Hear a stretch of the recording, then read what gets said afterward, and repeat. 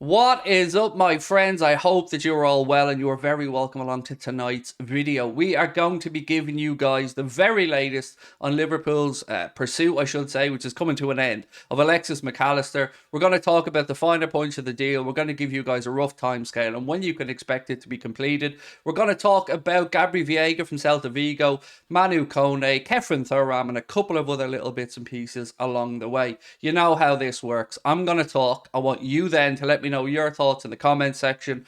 Drop a like on the video, and if you haven't hit the subscribe button, please do. As you can see, we've just tipped up to 172,000 subscribers as we look to chase down 200,000 maybe by the end of this calendar year. Never thought we'd get to this number. Never thought we'd be anywhere near it. But if you can help us out, if you haven't subscribed, please do. Look, I'm going to get into it, and I'm going to get straight into tipping my hat to Fabrizio Romano once again, who has been spot on all the way through this transfer. He said, understand Liverpool have booked a medical today for Alexis Mac Allister. That medical will have, of course, taken place, or sections of it will have already taken place. He went on to say the plan is advance and formal contract stuff today, complete the medical, and then sign the contract on Wednesday. That contract will keep Alexis Mac Allister at Liverpool Football Club until at least June 2028, meaning it will be a 5-year deal. Alexis wants the move done, as we've been telling you for a long time, before he heads off to join up with the Argentinian men's national team. So I'm sure we can make that happen. Now, expect it tomorrow. That's what I'm saying to you. Expect the deal to be announced tomorrow. James Pearce has been speaking about Alexis Mac Allister as well. And again, I think you'll enjoy this. He said several other clubs were keen on Alexis Mac Allister, but despite Liverpool missing out on Champions League, his heart was set on moving to Anfield following positive discussions with Jurgen Klopp. He's only human, right? Any of us who sat down and speak with Jurgen Klopp would absolutely want to come and play for the man. I've no doubt about it. And Alexis is no different. So we're going to keep going because there is more Alexis Mac Allister news, some more updates, and some more comments that I think you guys may find funny. One of them that I seen today was Adam Lallana was speaking with the Graham Hunter, the big interview with Graham Hunter. Absolute shout out to that podcast, by the way. Brilliant podcast. And he said that he's kind of like Luka Modric. And I'll take it. And the more I think about it, the more Adam was absolutely spot on. So from this point on, he's our Luka Modric. Are we all okay with that? I think we are, right? Yes, we are. So let's move on now to talk about the finer points of this deal. And again, Fabrizio Romano has been letting us know that Brighton will receive less than the £45 million being mentioned for Alexis Mac Allister. So I don't know, again, the exact details. I don't know the exact number. But if it's less than £45 million, then we've pulled an absolute worldie with that one, because we thought 70, then we thought less than 60, and now if we're talking 45 or less, it's a bargain. It really is. We're talking about a World Cup winner here, a man who has shown that he can do it in the Premier League, a man who, when he was at Argentina's juniors, had to go on loan, went on loan to Boca at one point as well, while he was, I think he was already bought by Brighton at that point, then made his way to the Premier League, showed the world what he could do there, took a little break to go and win the World Cup at Argentina, and he comes back a very proud Irishman. Yeah, I'm sticking to that line. He's Irish, right? I'm going to keep banging that drum. So yeah, you better get on board with it because he's Irish. He's very Irish, much like myself. Look at us. We could be brothers, right? No. No, all right, we couldn't. Fair enough, you're right. But I want to move on to other details because, look, we're going to have lots of time for more Alexis Mac Allister love-ins, lots of time to tell the world why he's going to be the greatest thing since sliced bread. But Liverpool have made primary contact with Kefren Thuram and Manu Kone, according to David Lynch. I think, again, happy with this. You've probably seen the video on the Anfield Agenda Twitter account or elsewhere that shows the two lads meeting up, I guess in Paris or somewhere, and they didn't, I don't know what they were meeting up for. Maybe they were just bumping into each other. Maybe they're just trying to convince each other to join Liverpool. I don't know, but it does look like it's going to take a hefty bid to get Thuram out of Nice. With regards to Manu Kone, well, we know what that cost, about 35-40 million euro. So let's wait and see, because I honestly have no idea on this one. I'm just like a fan and everybody else sitting around trying to figure out if there's any truth to this, which one of them may come in, which one of them would fit better. But either way, I'm not angry about it. I'm happy with the way our business is looking.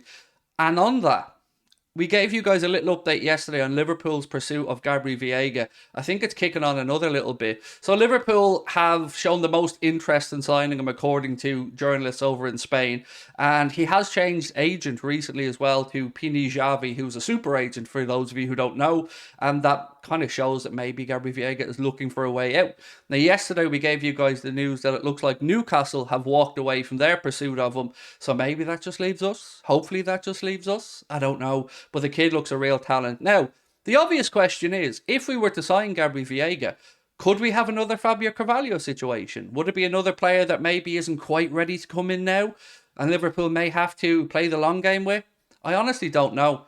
But it is over to you guys to let me know what you think. Would you like to see him come into Liverpool Football Club? Do you think we could have another Carvalho situation with him? And on Fabio Carvalho, what would you prefer? Liverpool to sell him with a buyback clause or him to be maybe loaned out? And we are expecting a second offer to come in from RB Leipzig for Fabio Carvalho services. I swear to God, I nearly said Felipe Coutinho there. I mean, he looks like a little Coutinho, but there we go. So again, keep an eye on this situation with Gabri Veiga. He has a buyout clause and a Celta Vigo contract of 40 million euro, so it is entirely reasonable with regards to the fee that Liverpool may have to pay. Now, one player that you guys in the chat and in our live chat have asked me to keep an eye on is Orkun Koku of Feyenoord. And I've got to be honest, I don't know too much about the guy, but there was a report today that suggested that Liverpool were looking to try and maybe nick in ahead of Benfica, who have done a lot of groundwork in trying to sign him.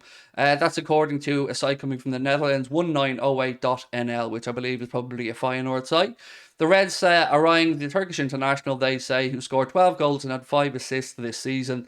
The report goes on to say that Benfica are in pole position, but Liverpool's name has been one that has been mentioned. So, again, I'm looking for you guys to help me out on this one because I don't know much about him. Now, the main stand, or excuse me, the Annie Road end, I should say, you guys have probably seen those images on social media. That is coming to its conclusion. It's looking really nice in fairness to the club, and I think that will take Liverpool's capital expenditure on the main stand and the Annie Road end to about 200 million since FSG have come on board in the club. And look, whatever we think about the owners, however we want to credit them, discredit them, this is good. This is good news that you'll get 7,000 extra people inside Anfield to watch the Reds play football. Can't argue with that one. More chance to get some tickets, hopefully.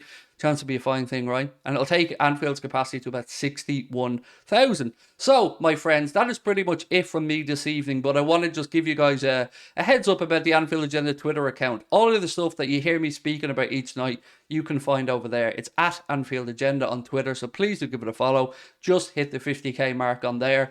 And of course, we will be live tomorrow on our Anfield Agenda Twitch channel for the Europa Conference League final. Excuse me. I want West Ham to do it. I do. I want West Ham to be Fiorentina. So best of luck to David Moyes and his men. And we'll be doing a watch along of that over on our Twitch channel if you would like to join us.